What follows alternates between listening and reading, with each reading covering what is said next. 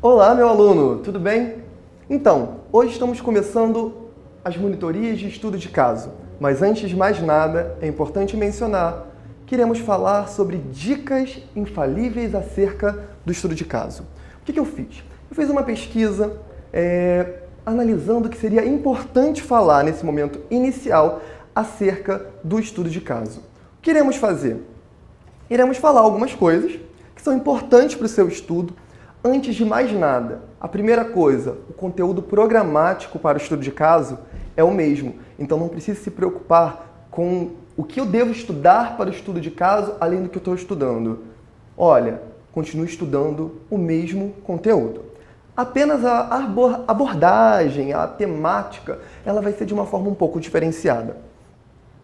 Gente, eu trouxe para vocês o seguinte, vocês têm que levar em consideração que o estudo de caso é mais um obstáculo nessa grande maratona que é o concurso público. Você não deve desistir de estudar. A cada dia aparecem novas coisas para querer derrubar o candidato. O estudo de caso é mais um deles. Trata-se de uma prova discursiva, onde vai ter um caso concreto, abstrato, exigindo de você, meu aluno, que solucione ele.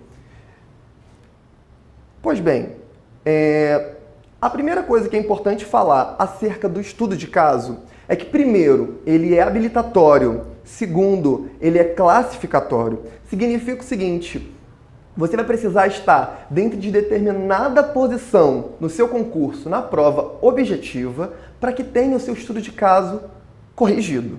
Para além disso, esse estudo de caso deverá ter uma pontuação mínima para que você seja habilitado a entrar na classificação do seu concurso. Eu trouxe para vocês aqui no slide exatamente falando acerca disso. Vamos olhar. Pode colocar lá, por favor.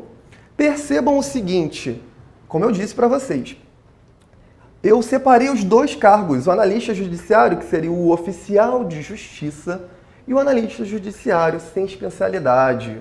Percebam que no Rio de Janeiro e Espírito Santo, na regra geral, depois vocês podem analisar melhor nos slides que estão disponíveis, mas percebam que até a posição de número 300 no Rio de Janeiro e no Espírito Santo de número 30 para oficial de justiça, enquanto para analista judiciário sem especialidade até a posição 800, enquanto no Espírito Santo a posição de número 150.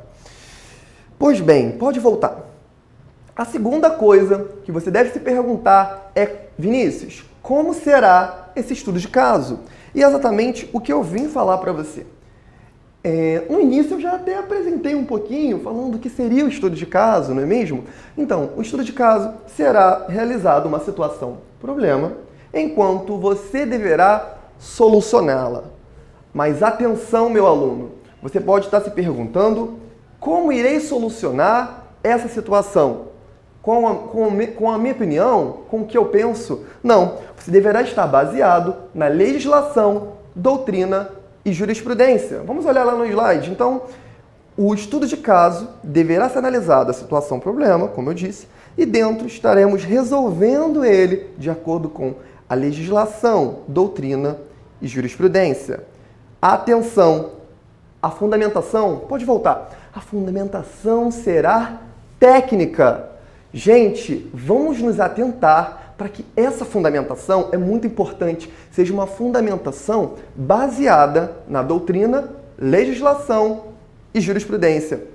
Se eu fosse você, eu fazia o seguinte, pegava os pontos do seu edital e verificava dentro de cada ponto se existe uma jurisprudência consolidada naquele sentido, se existe alguma discussão recente na mídia em relação àqueles pontos, que há uma grande chance de ser cobrado algo relacionado a essa jurisprudência. Nossa ideia é até trazer alguns pontos interessantes para vocês durante as aulas dos estudos de caso. Prosseguindo, você deve estar se perguntando, você falou que eu vou usar doutrina, jurisprudência e legislação, mas nós não poderemos utilizar o vade-mecum, não é mesmo? Não teria acesso à legislação naquele momento. E aí, caso eu não saiba o número da lei ou o julgado, o que eu devo fazer, Vinícius? Vamos olhar lá no slide. Trouxe algumas dicas e expressões interessantes para o seu estudo. Uma delas é com base na legislação de regência. A segunda, de acordo com o Código Penal, Código Civil, leis de licitações, etc. Com base no entendimento do STF e STJ, etc. Pode voltar. O que eu quis dizer com essas dicas de expressões? Digamos que caiu um caso concreto, não importe qual, mas você não lembre de qual legislação se trata. Você pode falar, com base na legislação de regência, podemos dizer que a solução para o caso seria X ou Y. O segundo ponto, eu sei que se trata de um caso relacionado à lei de licitações, mas eu estou na dúvida. Eu estou na dúvida o seguinte, eu não sei se a lei de licitações 8.112, opa, escrevi errado, 112, de 90, e aí eu fico na dúvida na hora se ela é de 90 ou se ela é de 92.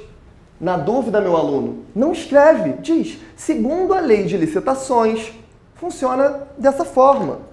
Porque você não precisa ficar atrelado exatamente a dizer a norma, até porque isso nem poderia ser cobrado de você, porque você não tem a legislação, o código no momento para utilizar. Mas, se você sabe, você diz. Caso não saiba, é melhor não dizer para não ter seus pontos descontados.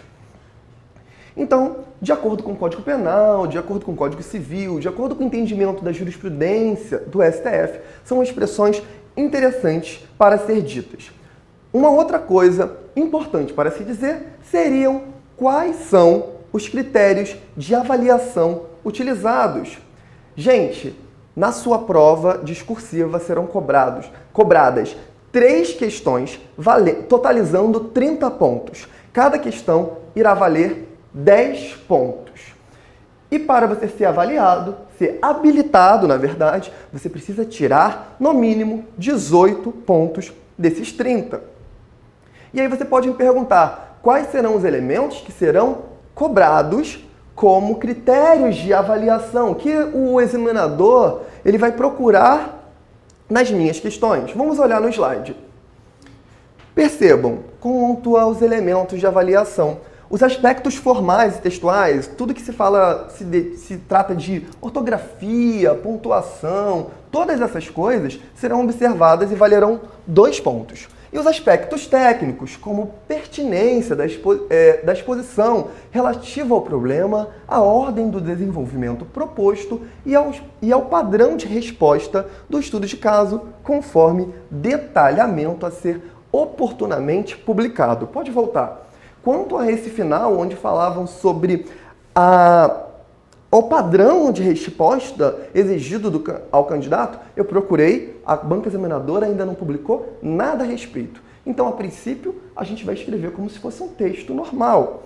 E aí, eu trouxe uma estrutura de resposta, que seria basicamente uma estrutura baseada numa redação. Teve um caso concreto e que te exige 2 ou 3 perguntas e você vai escrever um texto corrido que o limite máximo será de 15 linhas e que você vai abordar esses pontos que estão sendo exigidos naquele caso concreto. Vejamos no slide como fala.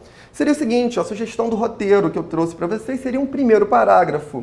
Resumindo aquela história, seria uma introdução. Os parágrafos do desenvolvimento, vocês usariam um parágrafo para desenvolver cada tópico elencado naquela situação problema.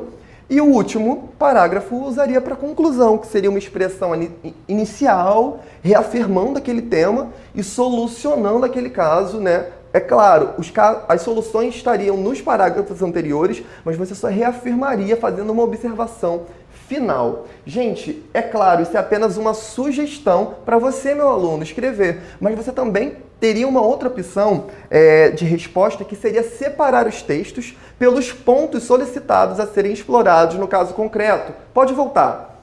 Como seria isso, Vinícius? Digamos que foi me solicitado 3 quesitos naquele caso concreto. O que eu faria? Quesito 1, sei lá, a hipótese X, aí eu dava 2 pontos e escrevo. Hipótese B, hipótese C. E eu separava dessa forma e escreveria para direcionar o examinador encontrar aquilo que ele precisa para corrigir na sua prova. É claro, se você escrever no texto corrido, deixe claro, busque trazer elementos das questões para que deixe claro para o seu examinador que você está falando do ponto 1, ou do ponto 2, ou do ponto 3, para ele não ficar confuso e você não perder pontos na hora da sua correção. Uma outra coisa, você pode estar me perguntando, Vinícius, o que vai cair de estudo de caso? Quais matérias você acha que vai cair? Eu fiz uma pesquisa de todos os tribunais TRFs que cobraram estudo de caso e eu fiz um gráfico. Vamos olhar. Percebam que, de acordo com as últimas provas do TRF, os pontos que mais foram cobrados, é claro, não foram muitas questões, mas das questões cobradas, processo civil e administrativo foram os pontos mais cobrados. Pode voltar. Gente, a minha dica para vocês em relação à disciplina das três questões, a minha aposta é que uma delas será de processo civil. Por que você diz isso? Primeiro, nos últimos tribunais, todos eles que cobravam uma questão de processo civil. Pelo menos que exigia do candidato conhecimento de processo civil. Por que eu estou dizendo isso? Dentro das atribuições do seu cargo, você vai trabalhar no Tribunal Federal, exige de você um conhecimento da disciplina de processo civil, exige o conhecimento dos prazos, do procedimento processual. Então, é uma coisa que é inerente ao próprio cargo. Então, não faria sentido que uma dessas questões não fosse de processo civil. É claro, isso pode acontecer de forma diversa, mas a minha aposta é que vai cair sim uma questão de processo civil. A minha segunda dica em relação a esse estudo seria o seguinte, seria dizer que as disciplinas que entraram novas nesse edital têm chance de cair. Quais são elas? Direito previdenciário e direito ambiental. Eu acho que direito previdenciário tem grande chance de cair na sua prova, no estudo de caso, e direito ambiental misturando com direito administrativo. Então, essas são as dicas que eu tinha para trazer para vocês a respeito dos estudos de caso. Vou fazer um texto no blog, vou publicar lá com um texto mais completo, inclusive com as questões que foram elaboradas pelos tribunais, inclusive utilizadas para fazer esse gráfico. É isso, meu aluno. É isso que eu tinha para falar sobre as dicas iniciais quanto aos estudos de caso.